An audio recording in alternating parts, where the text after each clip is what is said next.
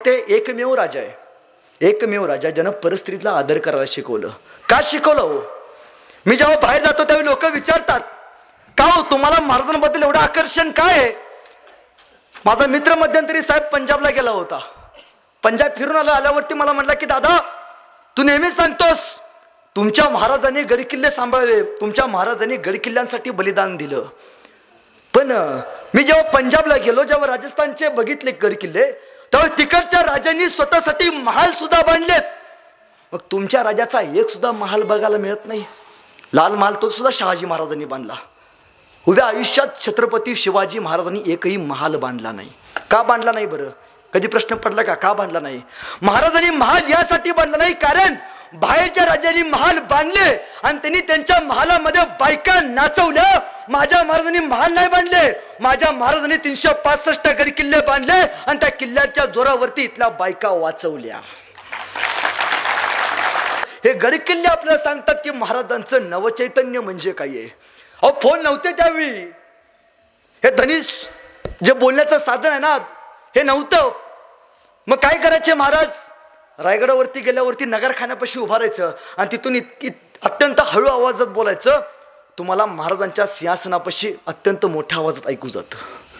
किती हळू आवाजात बोला, आजही बोला, नगरखान्यापाशी सिंहासनावरती स्पष्ट ऐकू जातं. हे महाराजांनी रायगडाचं तंत्र निर्माण केलं. अहो बघा ना, त्यावेळी फोन नव्हते, व्हॉट्सअप केलाय गेलाय गावातला नव्हते त्यावेळी.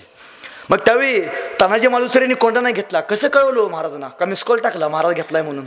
नाही. तानाजी मालुसरेंनी गवताची गंजी पेटवली आणि पांढरा धूर केला. महाराजांना काल राजगडावरती तानाजींनी गड घेतलाय, गड फतेह केलाय. पांढरा धूर म्हणजे गड घेतल्याची निशाणी होती आणि काळा धूर म्हणजे स्वराज्यामध्ये एखादं संकट आले याची निशाणी होती. रायगडावरती एखादा संकट आले की स्वराज्यावरती काळा धूर पेटवायचा. मग रायगडावरचा काळा धूर बघून तो तोरण्यावरती पेटवला जायचा. मग तोरण्यावरती काळा धूर केला जायचा. मग तोरण्यावरचा काळा धूर बघून राजगडावरती पेटवला जायचा. मग राजगडावरती काळा धूर केला जायचा. राजगडाचा काळा धूर बघून आजूबाजूचे किल्ल्यावरती धूर केला जायचा आणि ते बघून 15 किल्ल्यावरती धूर केला जायचा. तो काळा धूर 15वरचा सिंधुदुर्ग किल्ल्यावरती दिसायचा आणि सिंधुदुर्ग किल्ल्यावरती काळा धूर केला जायचा. 10 ते 15 मिनिटाच्या आत स्वराज्यातल्या 365 किल्ल्यावरती निधनाची किंवा वाईट बातमी पोहोचवली जायची. एकमेव स्वराज्य महाराजांचं स्वराज्य. हो बाहेरची लोक येतात, बाहेरची लोक बघून जातात. जेव्हा बाहेरच्या राज्यात जाल ना, बाहेरच्या देशात जाल, तिथली पुस्तकं वाचा. तिथल्या पुस्तकामध्ये तुम्हाला महाराजांचा इतिहास बघायला मिळतो. आमच्या पुस्तकामध्ये शिवाजी महाराज 2 मार्काला, संभाजी महाराज 1 मार्काला, ज्ञानेश्वर तुकाराम महाराज तर काढूनच टाकले. माझा भाचा परवा दिवशी आला मला भेटायला.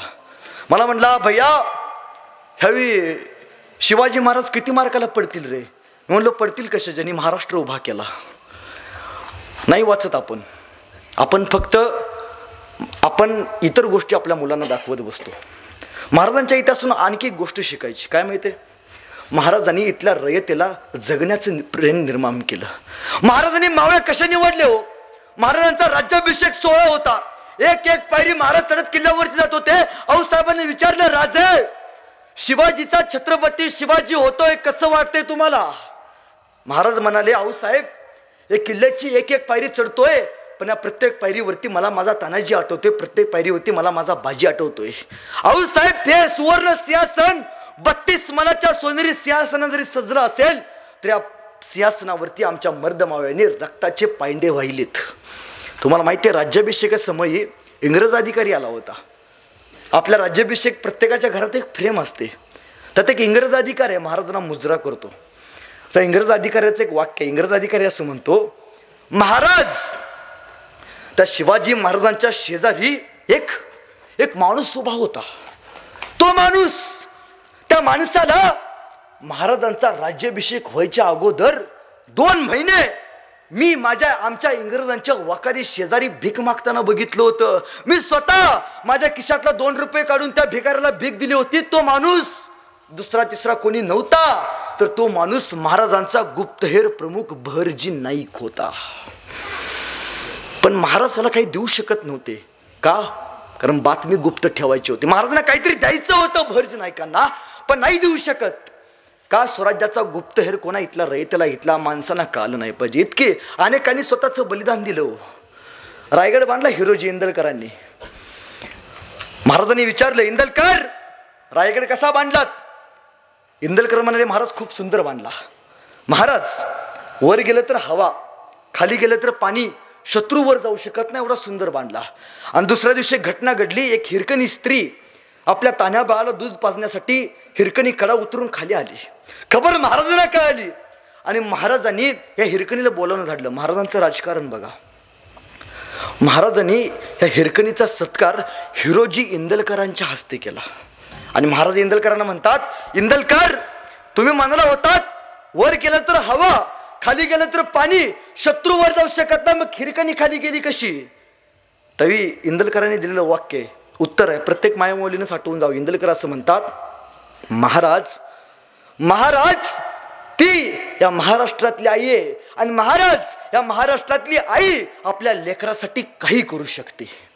हे हिरोजी इंदलकरांचं वाक्य. किती लोकांनी रायगड बघितला? हात वरती करा. इथं जन्म होऊन तुम्ही रायगड बघितला नाही, एवढ्याच लोकांनी हात वरती केला. हात खाली करा. गोव्याला किती लोक गेलती? तिकडं बरं जायला सुचतंय बरं. आयुष्यात एकदा तरी आपण आपल्या राजाचा रायगड बघितला पाहिजे. का बघितला पाहिजे? रायगड यासाठी बघितला पाहिजे, कारण रायगड यासाठी बघितला पाहिजे, मला असं वाटतं, जसं मुस्लिम धर्माचं हजला गेल्याशिवाय आयुष्याचा अर्थ पूर्ण होत नाही, तसं या हिंदुस्थानातल्या प्रत्येक हिंदूचं रायगडला गेल्याशिवाय आयुष्याचा अर्थ पूर्ण होत नाही. अहो बघा ना, महाराजांना आपण काय म्हणतो? शिवराय. महाराजांचा जन्म झाला, त्या किल्ल्याचं नाव काय? काय नाव?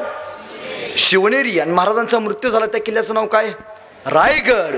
शिवनेरीच्या पहिल्या 2 अक्षर म्हणजे शिव आणि रायगडाच्या पहिल्या 2 अक्षर म्हणजे राय. हे 2 शब्द तयार केल्यावरती एक शब्द तयार होतो, त्या शब्दाचं नाव म्हणजे शिवराय.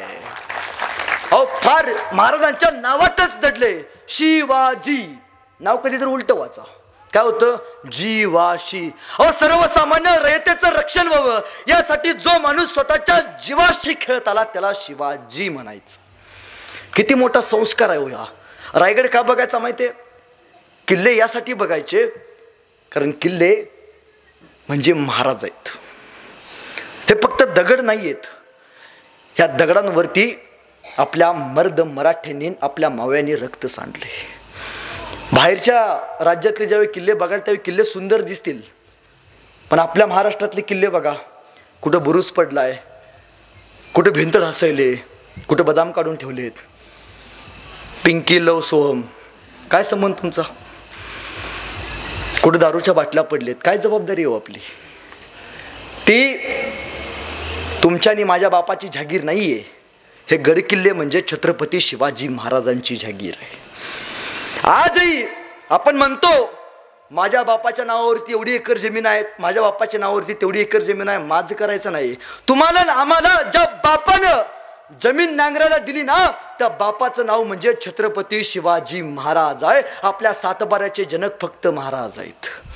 मग गडकिल्ले यासाठी बघितले पाहिजेत कारण याच गडकिल्ल्यांनी 350 वर्षापूर्वी आपल्या मायमाऊलींचं कुंकू वाचवले. याच गडकिल्ल्यांनी तोफांचे गोळे झेललेत. हे गडकिल्ले पडलेत कारण बाहेरच्या राज्यांचे गडकिल्ले सुरक्षित आहेत, कारण त्यांच्या गडकिल्ल्यांमधून दिवसा दारूचे पाट वाहिलेत आणि आमच्या गडकिल्ल्यातनं रक्ताचे पाट वाहिलेत. ज्यावेळी त्यांच्या किल्ल्यावरती हल्ले झाले त्यावेळी त्या लोकांनी माना वाचवल्या आणि तिथल्या किल्ल्यांच्या भिंती वाचवल्या. आमच्यावरती जेव्हा जेव्हा हल्ले झाले आम्ही माना नाही वाचवल्या, आम्ही सह्याद्रीसारख्या छात्या फाकवल्या. अरे ए चल लढ, हे जिगर आहे ना, हे जिगर तुमच्या माझ्या मनामध्ये शिवप्रभूंनी निर्माण केले, पण आता पडले राहिले.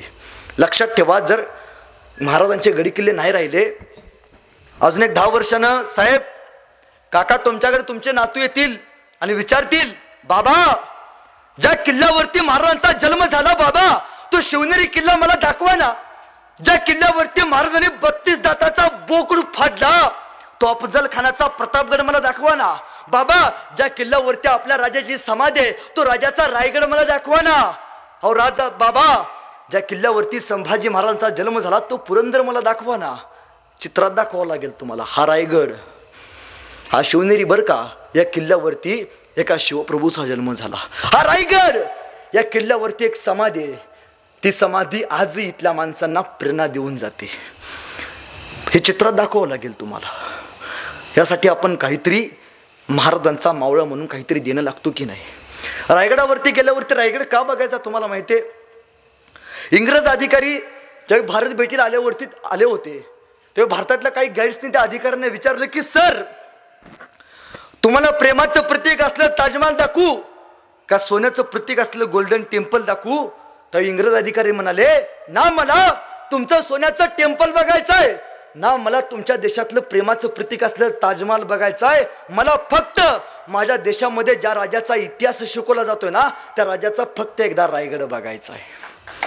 आयुष्यात फक्त त्या राजाचा एकदा रायगड बघायचा आहे. रायगडावरती गेल्यावरती आपण काय बघतो?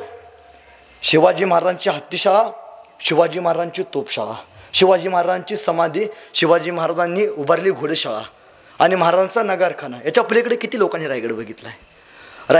रायगडावरती गेल्यावरती एक गोष्ट विचारायची गाईड्सला. जगाच्या पाठीवरती एकमेव इंजिनियर होऊन गेला छत्रपती शिवाजी महाराज, ज्यांनी रायगडावरती स्वतःच्या त्या वास्तूची गॅरंटी दिली. तुमच्या घराची गॅरंटी कोणी दिली का? 200, 400, 500 वर्ष टिकेल. सकाळी बांधलेला पूल संध्याकाळी पडतोय. 392 वर्ष होऊन गेले गडी किल्ले, अजून दगड हल्ले नाहीत. काय घातलं असलं इथल्या इंजिनियरांनी. आमची आत्ताची पूल पडतात, अजूनही आपल्या पाठीमागची दगड पडत नाहीत किल्ल्याची. का पडली नसतील हो? कारण त्यावेळी टक्केवारी नावाचा गोष्ट नव्हती. एकमेव गोष्ट होती ती म्हणजे इमानदारी. त्यावेळी इंजिनियरांनी त्या दगडामध्ये इमानदारी नावाची गोष्ट पेरली. त्यावेळी तिथला पत्थर आणि पत्थर शाबूत आहे. रायगडावरती महाराजांनी जगाच्या पाठीवरती पहिला इंजिनियर आहे, इंग्रज म्हणतात बरं का, मी नाही, एकमेव इंजिनियर आहे ज्यांनी स्वतःच्या वास्तूची गॅरंटी दिली. कुठे दिले? रायगडावरती गेल्यावरती होळीच्या माळावरती जगदीश्वराच्या मंदिराकडे जात असताना एका भिंतीवरती महाराजांनी त्या किल्ल्याचं हमीपत्र म्हणजे किल्ल्याचं वॉरंटी कार्ड लिहिले. त्या कार्डात असं लिहितात, त्या भिंतीवरती शिलालेख आजही बघायला मिळतो. महाराज असं म्हणतात, शेवटचं वाक्य आहे, मी फार सांगत बसत नाही. महाराज असं म्हणतात, याव चंद्र दिवा करोती. म्हणजे काय? याव चंद्र दिवा करोती म्हणजे जोपर्यंत या पृथ्वीतलावरती, जोपर्यंत या संपूर्ण पृथ्वीतलावरती चंद्र आणि सूर्य असेल तोपर्यंत रायगडाचा पत्थर आणि पत्थर आणि रायगडावरची प्रत्येक वास्तू टिकेल. कुठपर्यंत? चंद्र सूर्य असेल तोपर्यंत. रायगडावरती गेल्यावरती अनेक वास्तू आहे. गाईड्सला गेल्यावर विचारायचं की मला 392 वर्षापूर्वी महाराजांनी बांधलेलं शौचालय दाखवा. तुमच्याकडे तोरणा जवळ आहे, राजगड जवळ आहे. किल्ल्यावरती बघा, आजही तुम्हाला शौच खूप बघायला मिळतील. विष्ठेचं डिकम्पोजेशन कसं करायचं याचं तंत्र अखंड हिंदुस्थानामध्ये एकाच राजानं अवलंबलं, ते म्हणजे छत्रपती शिवाजी महाराज. तुम्ही म्हणलं असं सोपं आहे, डोंगरात कुणाला करायला येतं?